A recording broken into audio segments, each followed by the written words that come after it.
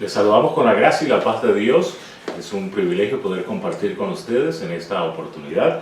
Vamos a estudiar el Evangelio, el poder de Dios para la salvación. Estamos con el pastor Antonio Martínez y el pastor Orlando Flores.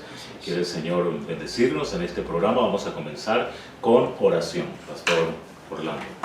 Querido Señor, amante Padre, estamos ante ti muy agradecidos por este privilegio maravilloso de ser vocero de tu palabra. Queremos que nos unjas con tu Espíritu para que no sea la palabra nuestra, sino la que viene de ti. Esa palabra maravillosa que tiene poder. Te pido, Señor, que bendigas a los oyentes, a los que a través de estos medios nos están observando. Supla las necesidades individuales de cada uno, ya sean las económicas, de salud, espirituales, sentimentales, emocionales y sobre todo en la parte espiritual. Te pedimos, Señor, que rompa ataduras y las cadenas y danos, Señor, la gracia de testificar del poder que viene de tu Evangelio y danos la gracia también del perdón y acompáñanos con tus ángeles y con tu Espíritu en Cristo Jesús. Amén. Amén. Amén. Para hablar del Evangelio como el poder de Dios, estamos hablando de esa eficacia, de ese poder dinámico, activo, poderoso y transformador que es el Evangelio del Eterno. Y al hablar que es para salvación, nos mostramos o encontramos allí el propósito de ese Evangelio que es nuestra salvación. El Evangelio, pues declaró el apóstol Pablo, que es potencia de Dios para salud. O sea que la Biblia compara la salud como un sinónimo de salvación, ¿no? Y de hecho ese también será, a fin de mes tenemos un programa sobre esa temática también. Salud física y salud espiritual que obra en cada una de nuestras vidas. Vamos a la primera pregunta. ¿Qué dicen las Escrituras acerca de alguien que afirma no haber pecado? ¿Cuál es la verdad acerca de la condición de todos los seres humanos? Pastor Orlando. Bueno, lo que afirma la Biblia es lo que está en 1 de Juan 1:8. Si dijeren que no tenemos pecado, nos engañamos a nosotros mismos y no hay verdad en nosotros. Es una triste realidad que tenemos que aceptar, porque no hay peor ciego sino aquel que no quiere ver la realidad. La Biblia nos menciona que ciertamente aún, por eso hablaba del judío primeramente y también el griego, porque los judíos se consideraban el pueblo predilecto, que representa hoy serían nosotros mismos. Entonces la Biblia dice en Eclesiastés 7:20, dice: ciertamente no hay hombre justo en la tierra que haga bien y nunca peque, porque el que piensa estar firme, mire que no caiga. Mientras estamos en este mundo, estamos rodeados de ese dragón, la serpiente antigua que se llama diablo. El león dice que anda como un rugiente a quien devorar y nos ha hecho daño.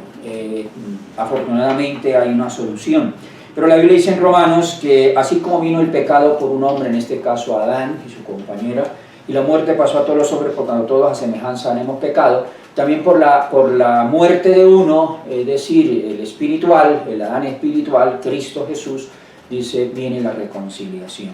Entonces, ¿cuál es la verdad acerca de la condición de todos los seres humanos? Es que no hay justo ni siquiera uno. Por eso, en Mateo 19, cuando habló con el joven rico judío, le dijo, recuerda que el único bueno es Dios. Entonces, eso lo tenemos que tener bien claro, que por eso dice que únicamente la potencia de Dios puede enternecer los corazones. Dice, nuestra tarea entonces consiste en presentar la palabra, porque esa palabra tiene poder de transformación, de cambio. Dice la fe por el oír y el oír por la palabra de Dios. Entonces Dios nos ayude a entender esta primera parte. Dice, no hay nadie, dice la nota, que pueda decir no tengo pecado. Si decimos que no hemos pecado, nos engañamos. Debemos mirar entonces a Cristo, porque Él pagó a un costo infinito, haciendo un pacto por nuestra redención, y Él es el representante en las cortes celestiales de nosotros. Es nuestro abogado adelante de Dios, dice, alza tus ojos, página 51, y ahora entramos a un ítem importante que es tentación y debilidad interior. Pastor Antonio Martínez, ¿cómo se afianza la tentación en la mente y el corazón humano? ¿Cómo dice cuán insidiosamente funciona el pecado incluso en las cosas más pequeñas? Muy importante reflexionar en esta pregunta, y el texto de Santiago 1, 14 y 15 dice: sino que cada uno es tentado cuando de su propia concupiscencia es atraído y cebado. Y la concupiscencia, después que ha concebido, pare el pecado, y el pecado, siendo cumplido, engendra muerte. Entonces hay una cadena de acontecimientos aquí en este texto. Y es importante analizar la pregunta: ¿cómo se afianza la tentación? Entonces la tentación es algo externo, algo que viene de fuera.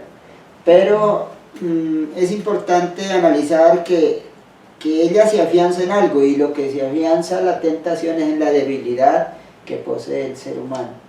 Por naturaleza el ser humano nacen deseos pecaminosos en él, concupiscentes. Santiago habla de la concupiscencia. Son los deseos que por naturaleza el hombre tiene.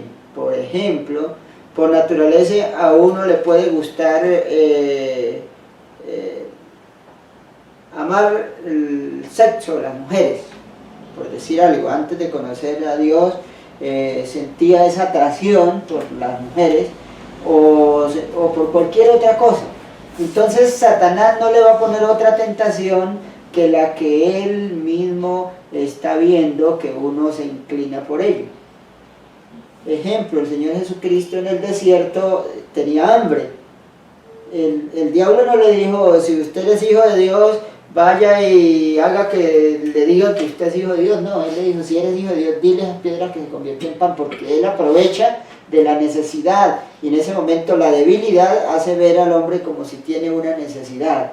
Y entonces ahí es donde nosotros vemos de que la tentación entonces se fortalece en la debilidad que tenemos, y entonces es ahí cuando nosotros le damos cabida a ese pensamiento concupiscente, a ese deseo malsano. Entonces es ahí donde se engendra, porque eso dice la nota, ¿no? Dice claramente: al tolerarse un pensamiento impuro y acariciado, un deseo no santificado, el alma se contamina y se compromete su integridad. O sea, es importante que nosotros analicemos cuán terrible es que nosotros sigamos acariciando en nuestras mentes, en nuestras debilidades, nuestros deseos pecaminosos. Y ahí que no es pecado nosotros tener una tentación. La Biblia nos presenta que la tentación no es pecado. Y nosotros, ninguno de los seres humanos, estamos exentos de estar tentados ni de tener debilidades. El problema es que nosotros dejemos que esa debilidad se haga una realidad en nuestra mente y la mantengamos allí, porque es necesario que cuando nosotros nos demos cuenta que hay una debilidad en mí, entonces hay que mantener en oración, pidiéndole a Dios que me libre de darle ese engendramiento a esa tentación que Satanás me va a poner, porque yo estoy seguro que ahí es donde dice: entonces engendra el pecado, y entonces al parir el pecado, entonces produce la muerte, porque el pecado ya va a ser algo que no se va a quedar ahí. El pecado es como algo que se va reproduciendo, y por eso la siguiente parte de la pregunta dice: ¿cuán insidiosamente funciona el pecado? Incluso en las cosas más pequeñas. Entonces, ¿cómo incide? Insidiosamente viene de incidir. ¿Cómo incide una cosa tan pequeña donde hay un corazón lleno de pecado? Por ejemplo, vamos a poner un ejemplo. Yo voy por la calle y yo soy una persona muy odiosa, o no odiosa, sino muy rencorosa, y que no me dejo de nadie, y alguien me dice: usted es feo. Pongamos eso, es una palabra sencilla, ¿no? Usted es feo. Pero yo le digo: no, feo es usted. Y el otro me dice: ah, ¿no le gustó? Y entonces yo le contesto: no, no me gustó. Bueno, entonces vamos a pelear.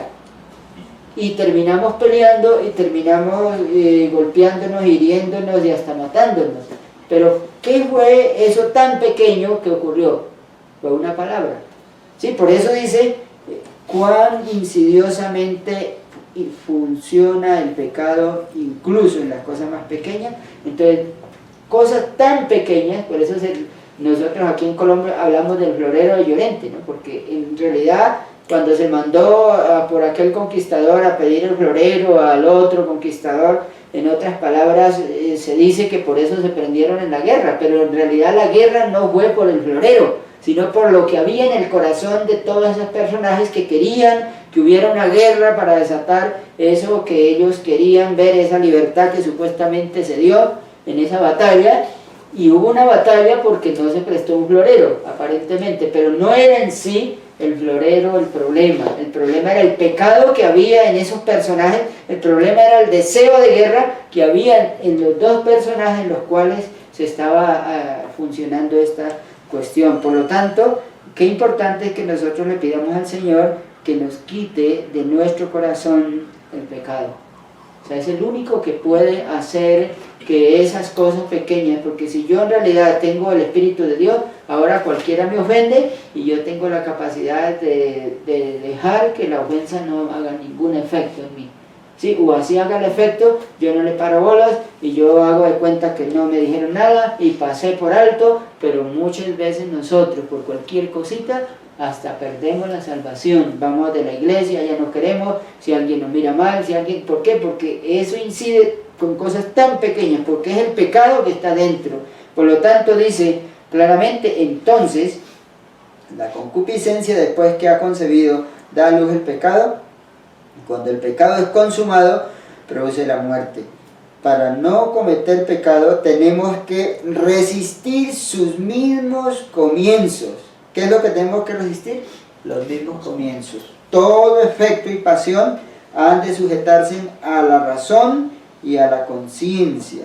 Todo pensamiento no santificado debe ser repelido inmediatamente. Encerrados en vuestros cuartos, seguidores de Cristo, orad con fe y con todo el corazón. Entonces, ese es el secreto, hermano. Como tenemos una debilidad entre nosotros, una concupiscencia y el pecado está tentándonos, entonces vayamos a Cristo y digámosle en oración, por favor, con fe, Señor, haznos fuertes a la tentación, no nos dejes caer, líbranos de esta debilidad que yo tengo. Cada uno sabe qué debilidad tiene, todos sabemos qué debilidad tenemos. Entonces que el Señor nos ayude para que podamos avanzar en esto. Por la tercera pregunta, mi hermano Samuel, dice, ¿qué ocurre cuando el pecado reina en el corazón de una persona? ¿Y cuál es la concupiscencia, la consecuencia última del pecado? Bueno, cuando el pecado reina nos esclaviza, nos constituye en siervos de ese pecado para obedecer precisamente a ese nuevo reino, y como resultado la consecuencia final va a ser la muerte. Entonces es algo supremamente radical en cada una de nuestras vidas. Es una lucha constante que tenemos en esa naturaleza, en la vida espiritual, y por eso Romanos 7:14 nos enfatiza, porque sabemos que la ley es espiritual. Dios quiere una edificación espiritual en cada una de nuestras vidas, pero dice más, yo soy carnal. Entonces estamos en una condición diferente al ideal espiritual. Tenemos esa lucha de la carnalidad, y por eso el título enfatiza tentación y debilidad interior. Exterior e interiormente estamos en esa lucha, y ahora en medio de esa decisión resulta que dice Pablo, estamos vendidos a sujeción del pecado. Tiene como el sentido de una hipoteca.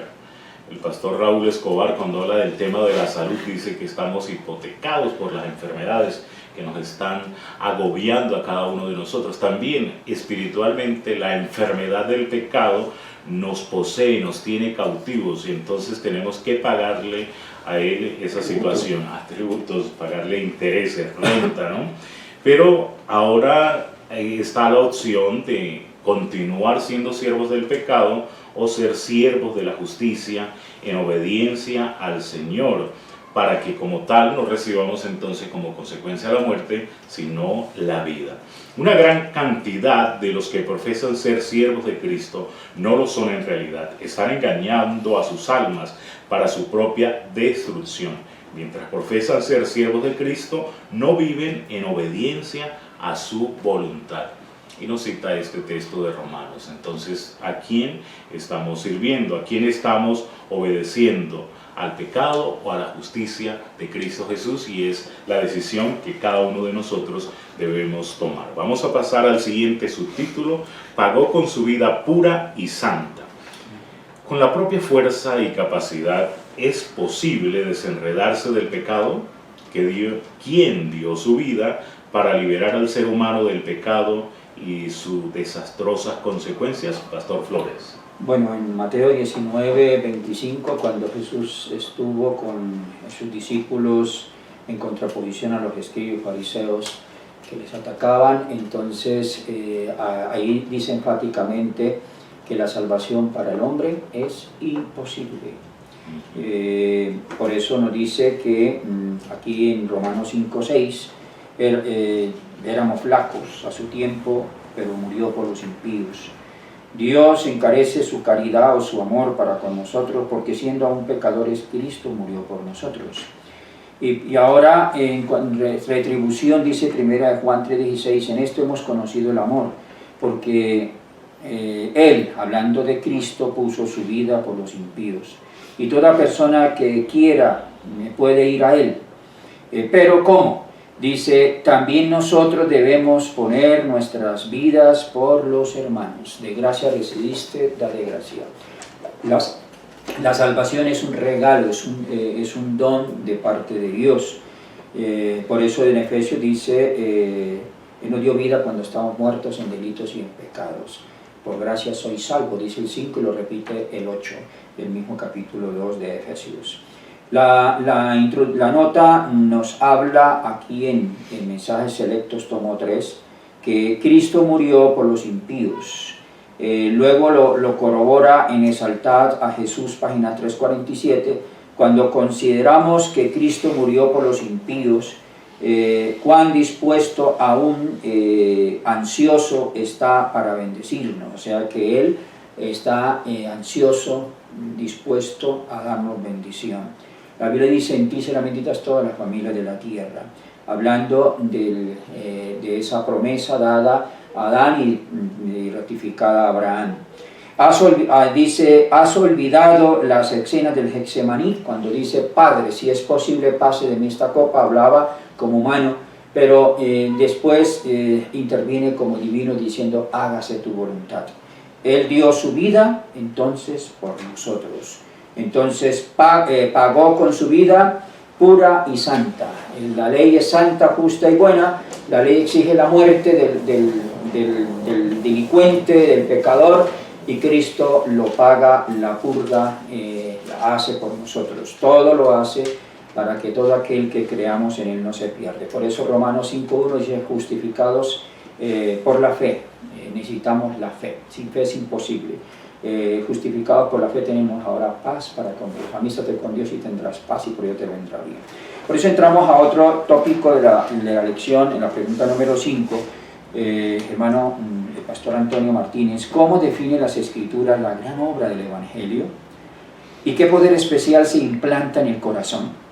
Y una tercera, ¿qué logra el don de Dios en el corazón que está convertido?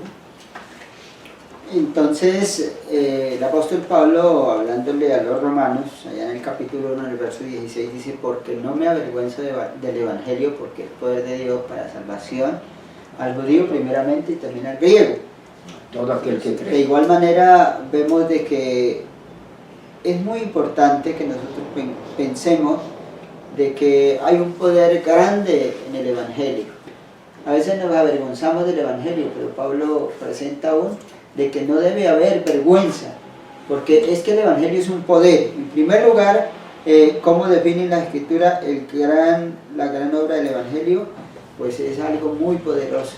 ¿Por qué? Hay 4 pasos en los que podemos definir que es presentado, cuando se presenta el Evangelio, recibe el hombre.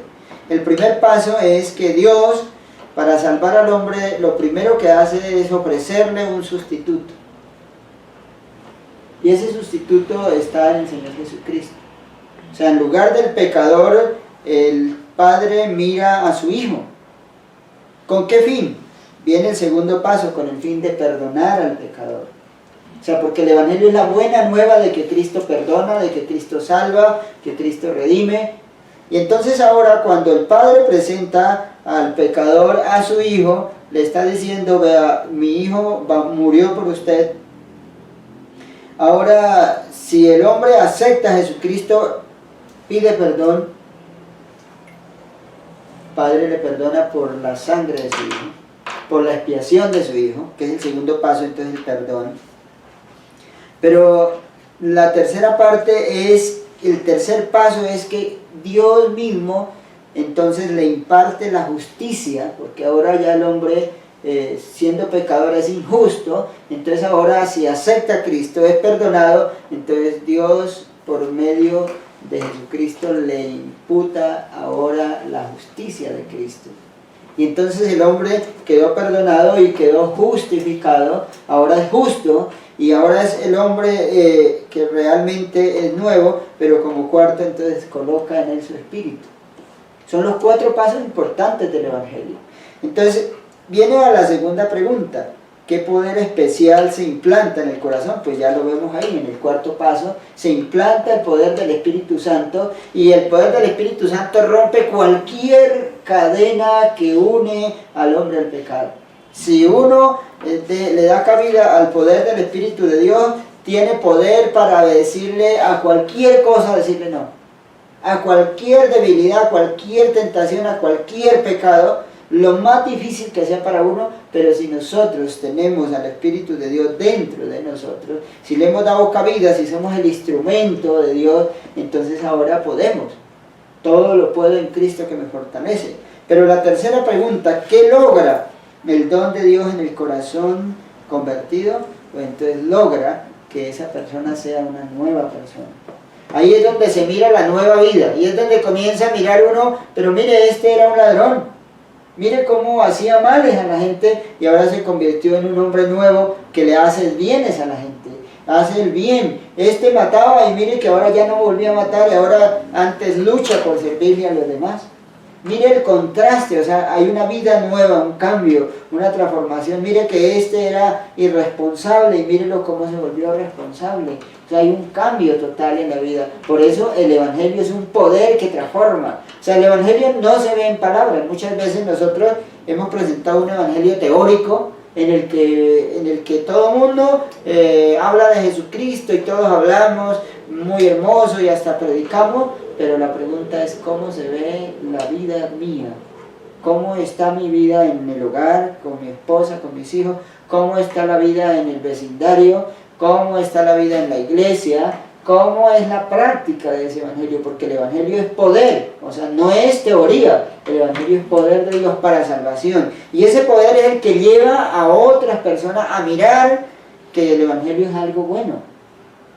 Pero si la persona dice: mire, le presentamos el Evangelio y me han mirado a mí haciendo lo malo, y dicen: pero no, pero mire, eso volverse un evangélico, eso es lo mismo, mire, fulano de tal que es evangélico y mire lo que hace. Entonces por eso no es la teoría del Evangelio la que tiene el poder, sino es la vivencia, es el poder vivido. Y por eso la nota dice: no hay defecto en el plan de Dios para salvar a los hombres.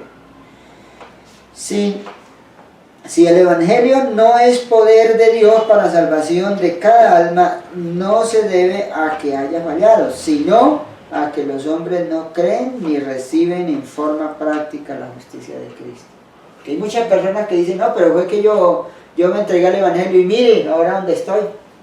Mire que fallé, mire que eso es mentira, que uno puede. No, el problema no fue el Evangelio, el que fallé fui yo. O sea, seguramente la falla en que estuvo, que no entendí el Evangelio, que no recibí el Evangelio, que no acepté a Cristo, que no dejé que esa obra del Evangelio se apoderara de mi mente. Entonces le di cabida al yo, y entonces cuando el yo vuelve a vivir, cuando nosotros dejamos que el yo viva dentro de nosotros, nos aferramos a cualquier concupiscencia, es ahí donde entonces vemos que el mismo Pablo dice en Romanos 6:23, la última parte dice: la dádiva de Dios es vida eterna en Cristo Jesús Señor nuestro. Entonces la muerte es la paga del pecado, o sea, la destrucción viene por el pecado, pero la vida eterna viene por causa del regalo que hace Dios a los hombres. Entonces que el Señor nos ayude para que nosotros podamos aceptar el Evangelio, vivir el Evangelio y recibirlo con amor. Cristo Jesús hará una gran obra. Vamos a avanzar, mi hermano Samuel, en la sexta pregunta. Dice: ¿cuán elevado es el costo de la redención del ser humano? ¿Qué debe producir el hecho de que el Hijo de Dios tuvo que sacrificar su vida santa y pura para nuestra redención? Exacto. El pastor Antonio nos hablaba anteriormente de recibir ese regalo de la salvación. Entonces es un don, es un regalo. Isaías 55:1 nos dice que debemos comprar sin precio, sin ningún costo, pero para nosotros los seres humanos, pero a Jesucristo le costó su propia vida, y al mismo Padre Celestial, a toda la deidad, dio a su Hijo en amor, en salvación. Y aquí el apóstol Pedro, en su primera carta, en primera de Pedro 1:18 y 19, dice: pues no nos compró con oro, con plata, con ningún elemento comercial, sino con la sangre preciosa. Entonces le da ese valor, le da esa estimación, y dice: la sangre de Cristo no es común y corriente, es una sangre preciosa, como de un cordero sin mancha y sin contaminación. En el Antiguo Testamento debían pagar también el precio, ¿no?, los que venían delante del santuario por ese cordero, pero ahora Cristo es el verdadero Cordero de Dios, y a través de ese sacrificio, a través de esa sangre, nos puede limpiar del pecado. ¿Qué debe producir en nosotros? Pues tanto amor debería generar amor en nuestras vidas, un amor, una entrega, una disposición, una obediencia, como dice el Señor en San Juan 14:15: si me amáis, guardad mis mandamientos. Entonces, ¿de qué manera está nuestra relación de amor, de obediencia, de fidelidad al Señor? Jesús es nuestro sacrificio expiatorio. No podemos hacer expiación por nosotros mismos, pero por fe podemos aceptar la expiación que ha sido hecha, porque Cristo padeció una sola vez por los pecados, el justo por los injustos, para llevarnos a Dios. Fuiste rescatados. Entonces nuevamente tenemos este texto de primera de Pedro 1:18 y 19, el rescate. Y para ese tema del rescate y de la redención había que pagar un precio, una recompensa, y el Señor dio esa recompensa total. Nuestro Redentor colocó la redención a nuestro alcance mediante su sacrificio infinito. No se lo puede comparar, no se lo puede medir, es infinito. Y su inexpresable sufrimiento. Ningún ser humano sufrió tanto para salvarnos, hasta dar su propia vida en totalidad, en aras de nuestra salvación. Por eso vamos a la parte final, el último subtítulo: justificado y redimido libremente. ¿Cuánto se debe pagar por esta gran redención? ¿Cuál será la respuesta natural y generosa a ese amor supremo y al impecable sacrificio del Salvador? Pastor Orlando. Bueno, ya fue dicho de que la salvación tiene un costo grande para la divinidad, a tener que dejar todo. Y dice: por cuanto los hijos participan de carne y sangre, él participó lo mismo. Es como hoy en día bajarnos a la condición de las personas que están en medio de la drogadicción, en las calles más reconocidas del antro. Jesús tuvo que ir a nuestro mundo lleno de pecado, y no fue aceptado ni aún por su propio pueblo. Tuvo un costo. Pero aquí nos habla de la parte humana. Nosotros recibimos el subsidio, como una especie de algo subsidiado. Para nosotros es gratuito. Aquí nos dice en Romanos 3:24: siendo justificado gratuitamente por su gracia, por medio de la redención siempre de Cristo. Por medio.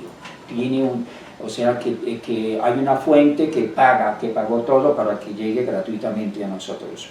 Y eso lo repite Efesios 2:8 y 9. Por gracia sois salvos por medio de la fe. Hay un elemento que no es humano, que no está dentro de los frutos de la carne. Los frutos de la carne es el adulterio, la fornicación, la inmundicia, la lascivia, los pleitos, los celos, las borracheras, las orgías y cosas semejantes. Mas los frutos del Espíritu, dice en Gálatas 5:21 al 22, que nos habla de 9, es el amor, y la séptima, la fe.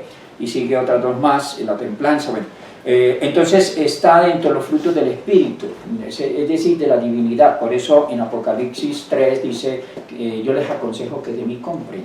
No que compremos, no que vayamos a la humanidad, porque la salvación para el hombre es imposible. O sea, no vamos a obtenerla a través del hombre, ni en nosotros mismos. Por eso lo que Él nos insiste es una sola cosa: dame, hijo mío, tu corazón.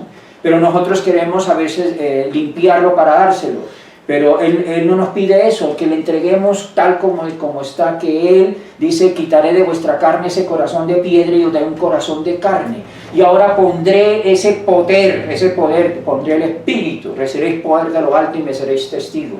Entonces pondré mi Espíritu dentro de vosotros y haré, es el hacer no humano, el hacer de Dios, y esos evangelios son unas buenas nuevas. Hay 4 preguntas que nos hablan del pecado, pero las 3 últimas nos hablan del evangelio. Aunque son 3, pero es como la bomba atómica, con una sola ya acabó la Segunda Guerra Mundial. El Evangelio es la solución para la humanidad. El hombre quiere encontrar en el hombre su propia salvación y está en sitio equivocado. Por eso la verdad central es de que a través de la fe, que obra por medio del amor, es como el hombre encuentra la ruta de salvación. Encuentra el camino de regreso hacia la casa paterna. El pecador no puede depender de sus propias buenas obras como medio de justificación. Dice, debe llegar a la situación de renunciar a todos sus pecados. Por eso la predicación de Juan el Bautista fue arrepentidos y convertidos. La predicación de Jesús en Mateo 4:17 también vuelve a decirnos que nos arrepintamos. Cuando en el capítulo 2, en la lluvia temprana, varones hermanos, ¿qué haremos? Y siempre la respuesta fue, arrepiéntanse de sus pecados. Por medio de la sangre de Cristo y a través de creer en las promesas de Dios y a través de su sangre, entonces encontramos la ruta de la justificación y de la santificación y finalmente la redención. Y dice, y sigue a Jesús, caminará humildemente en su luz, gozándose en ella, difundiéndola también a otros, estando justificados por medio de la fe, lleva consigo la alegría al obedecer en toda su vida. La paz con Dios es ahora el resultado de lo que Cristo es para él. Dice, amístate con Dios, Job 22:21, y tendrás paz y por ello te vendrá bien.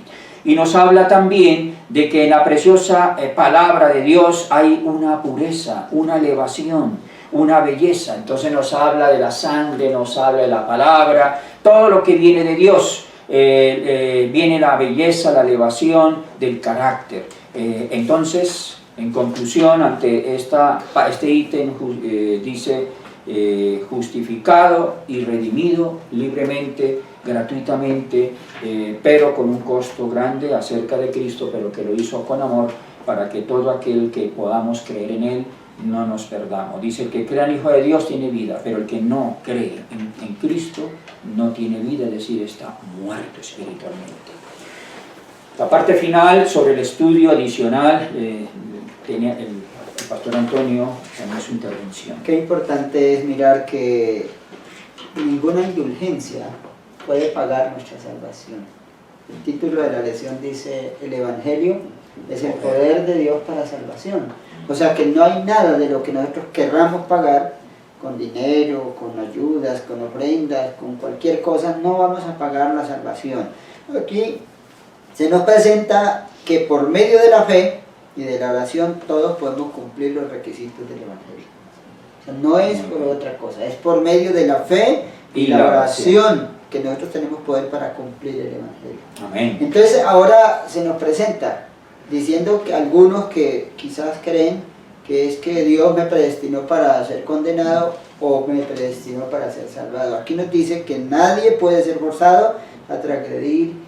Primero dice que se debe ganar la conciencia o el deseo, digámoslo así, o la autoridad de la persona. Ni aun Dios obliga al hombre a hacer lo que él quiere. O sea, Dios podía obligarnos a nosotros a hacer el bien, pero Dios dejó el libre albedrío.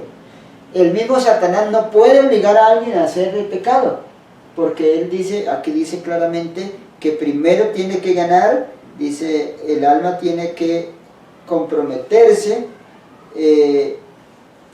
el alma tiene que proponerse cometer el acto pecaminoso antes que la pasión pueda dominar la razón o que la iniquidad triunfe sobre la conciencia. Entonces por eso nosotros hoy entendemos que muchas veces nosotros no podemos vencer, es porque no, en primer lugar, no hemos entendido el Evangelio, en segundo lugar, no hemos aceptado a Cristo, en tercer lugar, nos hemos desprendido del poder de Dios, porque cuando nosotros vamos a Dios por medio de lo que, así no importa cuán grande sea el deseo o la tentación que yo tenga en este momento que combate, que me lleva a mí a ser destruido, si yo voy en oración al Señor con fe, tenga la plena seguridad que los demonios corren, huyen y nos dejan. Y los ángeles vienen, así como cuando en la tentación de Jesús, dice que cuando el Señor, con el poder espiritual que él tenía, reprendió a Satanás, entonces los ángeles vinieron y le sirvieron. Y esa es la obra del Evangelio. El Señor coloca todo a disposición del pecador, pero si el pecador no acepta la ayuda, entonces pues lógico que queda a la merced del pecado, a la merced de Satanás, y entonces lo que él quiere es satisfacer su concupiscencia, entonces el Señor no le impide, pero simplemente ese personaje va a ser perdido, va a ser condenado, porque la paga del pecado es muerte. Pero ahora Dios nos quiere dar la dádiva de Él, que es la vida eterna. Que el Señor nos bendiga y nos guarde en Cristo Jesús. Entonces hemos podido ver que todo viene de Dios, de Cristo, el Espíritu Santo, que tenemos que recibirlo a través de la fe, para que el querer como el hacer pueda operar en nosotros. Y la última parte de este estudio adicional habla de 5 tópicos. Debe primero arrepentirse gracias a la obra del Espíritu Santo. Segundo, debe creer en el poder de Cristo. Tercero, aceptar ese poder para salvarlo. Y cuarto, guardarlo del pecado. Y por último, ese espíritu de gratitud que debe tener el ser humano hacia Dios que lo liberó. Así que es una lección muy interesante, el Evangelio, poder de Dios para salvación. Vamos a concluir con oración. Pastor Jesús Antonio Martínez nos dirige esta noche. Amante Dios, Rey del cielo, bendito y alabado sea tu nombre por siempre, Señor. Sí, Señor. Estamos delante de tu presencia. Damos muchas gracias por la bendición que nos das de poder ahora tomar esta lección, Gracias, Señor. poderla llevar a través de este medio hacia muchas personas que quizás van a escuchar esta grabación. Te rogamos, Señor, que tú administres tu palabra. Amén. Y coloca en el corazón de cada oyente tu Santo Espíritu, Amén. para que ellos puedan aceptar y recibir el Evangelio. Sí, sí. Para que nosotros también podamos vivir ese Evangelio que tú nos has regalado. No nos dejes, Señor, que estemos viviendo un Evangelio teórico. Enséñanos a vivir en la práctica del Evangelio. Sí, Llénanos de tu poder y de tu Espíritu, Sí, Señor, sí. para que nosotros podamos sentir tu presencia y para que podamos ser esas personas que seamos instrumentos para transmitir ese mensaje a otros. Te rogamos tu gracia y tu bendición en este día, en el nombre de nuestro Señor Jesús. Amén. Amén. Muchas gracias por sintonizar este programa, por compartirlo por las diferentes redes sociales. Muchas gracias a nuestro hermano Jair Ochoa y los equipos de multimedia. El Señor les bendiga. Les enviamos desde Colombia un afectuoso saludo y un bendecido sábado.